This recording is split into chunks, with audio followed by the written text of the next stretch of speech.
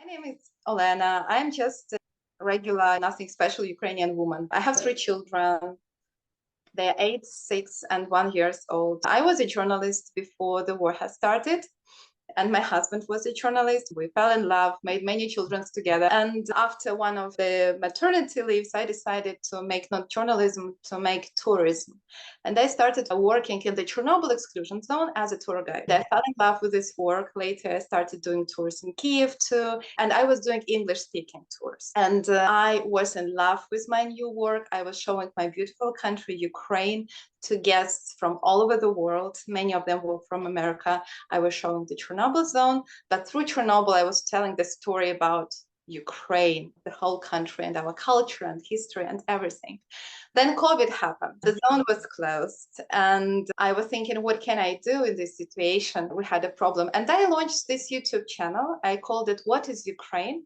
And its mission was basically to invite more tourists to visit Ukraine and take me as a tourist. It was my commercial of myself being a tourist. But through this commercial, I was telling the story of Ukraine, its history, its culture, and a lot about Chernobyl zone, because people couldn't come, but I could show them Chernobyl zone and say, well, after COVID, you can finally come and take me as a tour. And then I was starting to explain COVID rules to people. It wasn't easy to visit Ukraine, even when people wanted, it was possible because the rules were messy, like what documents you're required to show and so on. And I started explaining this to foreigners. And before the full-scale Russian aggression, my subscribers were asking me not about COVID, more about, is it dangerous to come now? Will Russia attack? And I was honestly saying, well, I don't know, but I think the war in the 21st century is nonsense, and it will not be good for anyone. I think there will be no war, like the full-scale war, because the war started in 2014. I was saying that it's impossible that something so stupid and terrible can happen in my peaceful, beautiful country, Ukraine. So I think it's okay to come. And then I woke up on the 24th of February in my bed with my husband and my 4-month-old child, because of explosions. And I said, oh, honey, wake up, they are bombing us. And it was terrifying, because it's like, it was something impossible to happen. Imagine like you sleeping in your bed, and all of a sudden, I don't know, Canadian airplanes bomb you. Well, we have a history of relations with Russia, but still we believed they are not that terrible, that they are still reasonable human being, not this much terrible. And I just realized that kind of yesterday, I told to my subscribers that it's okay to come and there will be no war, but it basically is happening. And I just turned on camera and went live, because I realized that maybe I will not be able to download the videos, edit the videos, because maybe I will be killed right now. So I went live and say, guys, no, it's not safe to come. They attacked us. Russia really attacked Ukraine. And this is how it all started. Every day I started to go live just to tell the story what's happening right now, because I thought if Russians kill me and my family, then at least this video will be available on internet, because it stays forever, and people will know that there is something terrible happening in Ukraine, and they will help Ukrainian people to survive. So this is how it all started. When Russians were coming to Kyiv, the capital of Ukraine, this is where we were with my family. Most journalists and all diplomats, they left Kyiv because it was dangerous. But the first day when Russia attacked me with my husband, we didn't know what to do. We had our car prepared for evacuation just in case, but we didn't use this car. We talked to each other like, what should we do? He said, I will go to the army. He said, I go to the territorial defense. And I was, okay, then I stay in Kyiv with children. And we were like, what can we do in this situation? We can run away, or we can try to survive, or we can stay and fight. But in this case, we can all die. And in this situation, there was so much adrenaline. And when we're taking any decision, it was not really the reason who was telling us what to do, but it was something else. I don't know, it's the emotional unconscious level. And we said, no, we stay, we fight, and we hope for the better, of course we can, in this situation. So my husband went to the army. My 4-month baby was sick, needed injection because she was breathing hard. I took her to the hospital with the other 2 kids, 8 and 6. And then air raid sirens started again. They were bombing us again. And the doctor from the hospital said, you go now down to the basement. And we went down with kids to the basement. And this is the place where I lived the next 3 months. Occasionally, I was coming back home to take a shower, to take new clothes, to do some food. We were going outside from time to time, but mostly we were staying in this basement of the hospital, which is not the worst place, to stay with children during the war. And I was showing all of this on my YouTube channel, and this is how journalists found me, because there were no journalists left in Kyiv, and they needed to cover this story somehow. Right. So they contacted me, and I was giving interviews. 3 hours in the middle of the night, I was saying, I will say yes to anyone who calls me and asks. And this is how Anderson Cooper from CNN found me, and probably he was covering my story the most. Of even made a documentary, like 45 minutes documentary about me, which I haven't watched yet. Traumatizing to watch, really. Come back to those days. And then the people were evacuating from Kyiv because Russian tanks were coming and coming. At this point, I couldn't leave because I already became kind of a voice of Ukraine. And it was like, so the voice of Ukraine will run away from Kyiv when Russians are coming. It's wrong. No, we're going to stay and show that we are brave, that we are desperate, and we deserve to be here. This is our home. It's not us who need to run away. These are Russians who need to go away because it's our home and they come to attack our home. So this is the message with which I was every day on some Japanese, I don't know, Australian, Canadian, American TV everywhere. Then what happened next is that Kyiv was defended. Russians went away from Kyiv. In May, I came back to apartment with children. We were not sleeping in the basement anymore. It was still dangerous all the time because of the spontaneous missiles attacks, massive missiles attacks on different places in Ukraine. And you never knew when the missile was going to hit your apartment, your house, or you just on the street. Just people were randomly dying because of these missiles falling from the sky. But what was the most terrifying is this constant feeling of fear upon us, because you have your children, you have your work to do, to watch them, to teach them. They have school, Katya has school, then you have to entertain them, to read them books. But you know that while you're reading the book, a missile can come and kill you. Then when you say goodnight to your kids and say, you'll be fine, it will all right, you don't really know it because you don't know, maybe a part of the drone will hit your building and kill you and kill these kids. And you are like telling them. But I believed that my children, for them, it's something that will not kill you, it will make you stronger. And I believed that my children, they will survive in this war and they will become stronger personalities. This was my vision. This was my plan, but it didn't work. Because in September, my 8-year-old child stopped talking.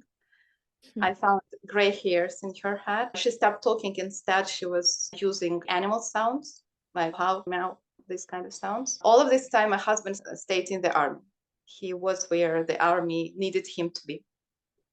And I was just with 3 kids. And I realized that there is something wrong with my daughter, that it doesn't go according to the plan. She's not becoming stronger. She's traumatized. And we were visiting a psychologist just to keep children okay. And there was another reason why, because Kaita, my 8-year-old daughter, she was always very sensitive. I suspected that she had autism, like Asperger's, but it was never confirmed. But in September, because of the war that was so much traumatizing, and because I wasn't able to give her as much support as before, because 3 children, husband is away in the army, her mental health was just crushed. I took her to the doctors, to the neurologist, and then to psychiatrists. For this, I needed my husband by my side because it's illegal to take your child without your spouse to the psychiatrist. So he was able to come for a day to Kyiv and to be free in Kyiv and go with me. And she was diagnosed with autism and Asperger's syndrome. And I realized that my plan didn't work and we have to do something else. And the same day, I received a letter, an email from an American woman whose name is Mary, where she said, hey guys, I can become your sponsor in the USA. There is a program called Uniting for Ukraine. You can apply for this program and you will be given humanitarian parole and you can come and live in my house. And if needed, we will feed you. If needed, we will take care of you. We have 2 rooms for you. We have a bathroom, and this is where you can live. And it happened the same day. And the same day also, the president of Ukraine signed the bill into the new law that said that fathers of 3 children will be demobilized, that they can't go back to their families. In the beginning, it was urgent, like people were needed, any people. In the beginning, like my husband even didn't have any ammunition, any vest or helmet, right? He was just given a gun and he just went into the unknown to meet Russian tanks with a big gun without anything other protection. But at this point in September, army was already better equipped and there were already more people than weapons, and the army could choose who to recruit and who can go back home. And the parliaments and the president and minister of defense, they decided that fathers of 3 children and more can go home now. And you see, it all happened in one day. That's my crazy. daughter diagnosed with Asperger's, Mary writing me email that that I can come, and my husband being demobilized. Moreover, there is one more thing, that Mary and her husband are doctors, they are therapists, doctors, and Mary had experience of work with children with Asperger's syndrome. And that was another sign. It was really incredible. And this is why I decided to know that we have to take it. It's like the universe was just pushing my face into this.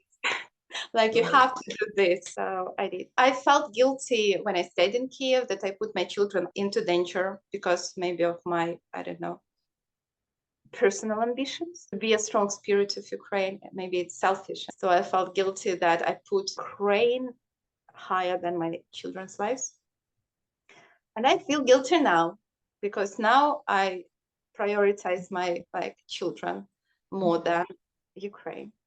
And it's always pain. Yes. And it's for everyone. It's for people who stay in Ukraine. Yes. It's torturing for people who left, millions of people who left Ukraine. It's torturing to know that Ukraine is under attack. And you never know what's better for you and what is better for Ukraine. Being here right now, I see that Katya is doing much better. She's talking, she's smiling, she's laughing. The other kids are doing well too.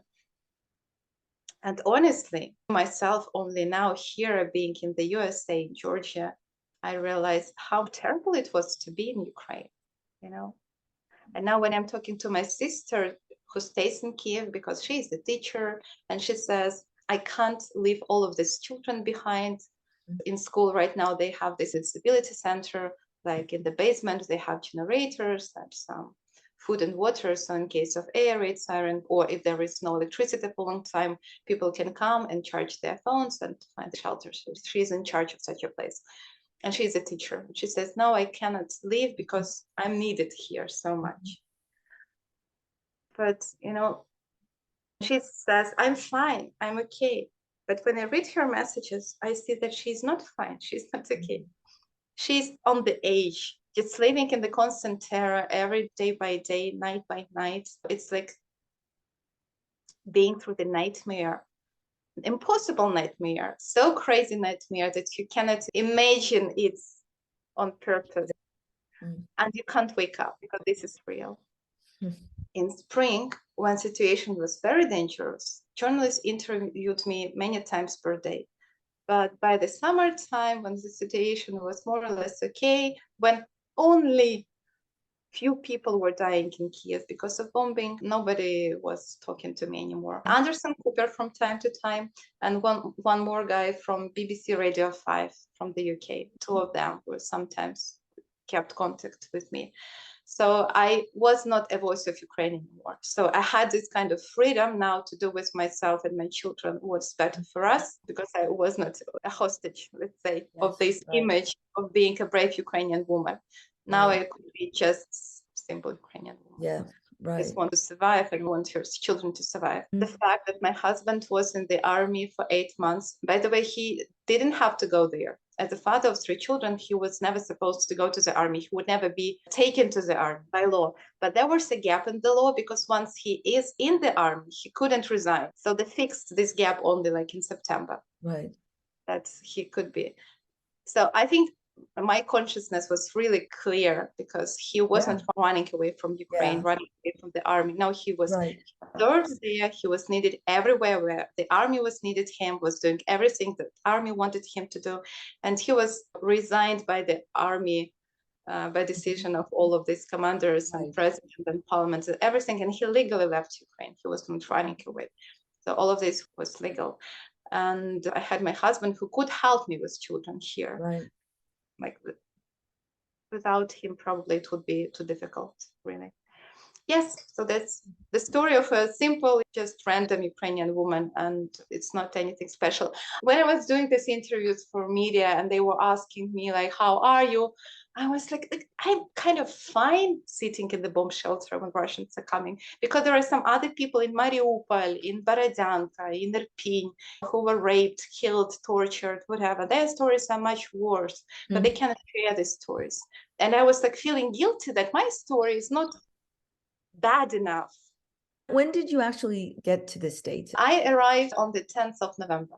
The first week we had jet lag and we were mostly sleeping all the time. We were like living dead here. First month we were coming back to our senses, really.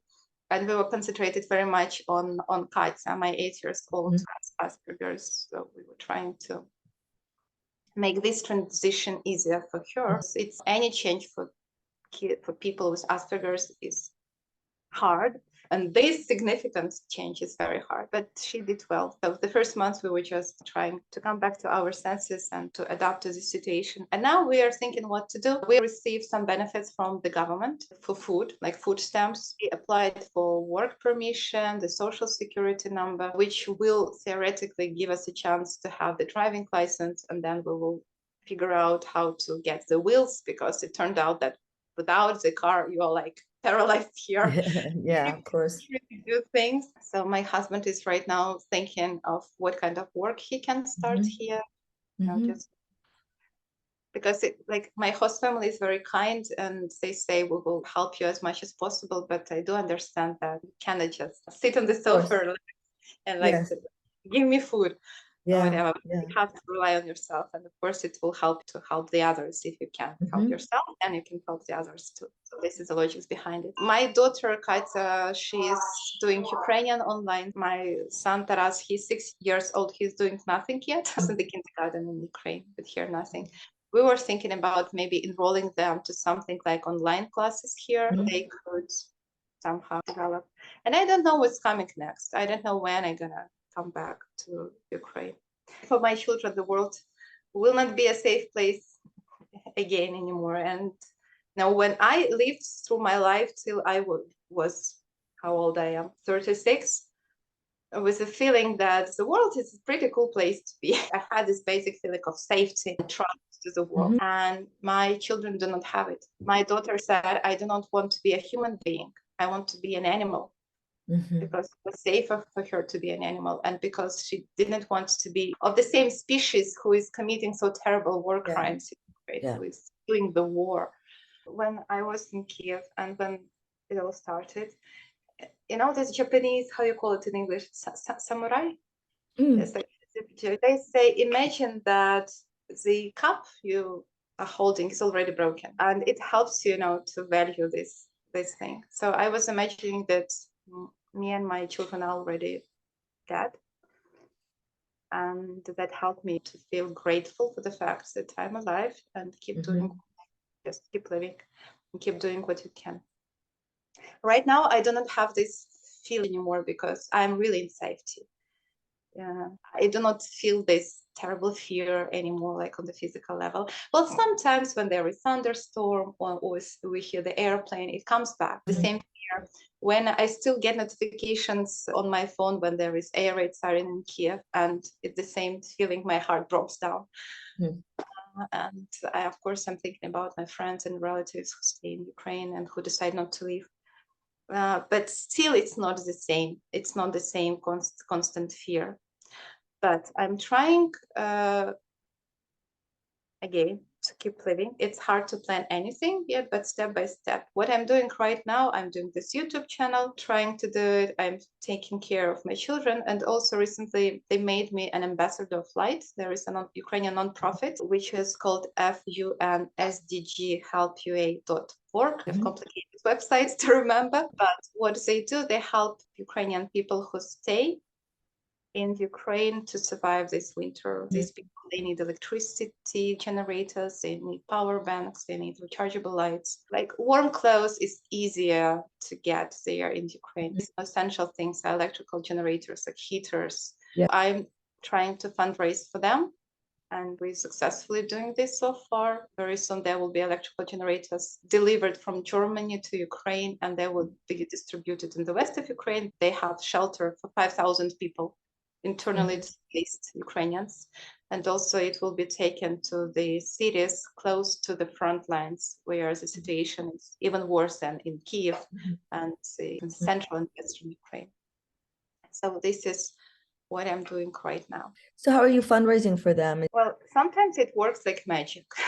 I just decided to put this nonprofit on spotlight on my YouTube. I made an interview with Kristina Katrakis, who is like the main ambassador of this organization in Ukraine. She is the only foreigner from this fund who stays in Ukraine, that she is Ukrainian by origin.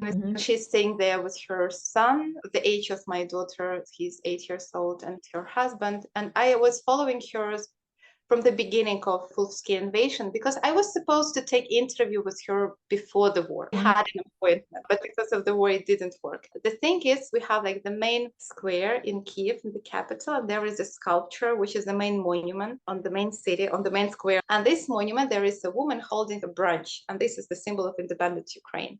And this sculpture is made by her father. Well, when he was doing this sculpture, Christina was posing for him. So basically, this is she holding this branch as a symbol of Ukraine. She was 9 years old back then. She lived in the USA, in Chicago already, but she sent her father a photograph, and he made this sculpture of Ukraine from her photograph. This is the reason why I wanted to have interviews with her. And I was following her and found out that I saw how she was from nothing, from doing like something else, she started doing this huge work for this nonprofit. And I decided to just to share this story with my audience and say like, hey guys, if you want, you can donate to her. And she received a wave of donations after this interview. Oh, wow. My subscribers, there are not this many of them. They're like 26,000, but they are so cool. I mean, they're really cool people. And just even 26,000, just imagine if each donates at $1. Yeah. It's already a lot. And they can donate directly on her website? Or Yes, they can donate directly. So she received all these donations, but also I told about her to Anderson Cooper and CNN, saying, listen, she's amazing. I think I would look at her interview on my channel. I think you will like her. And they made interview on CNN, and after this, she received, of course, exploded. Because the audience is much bigger.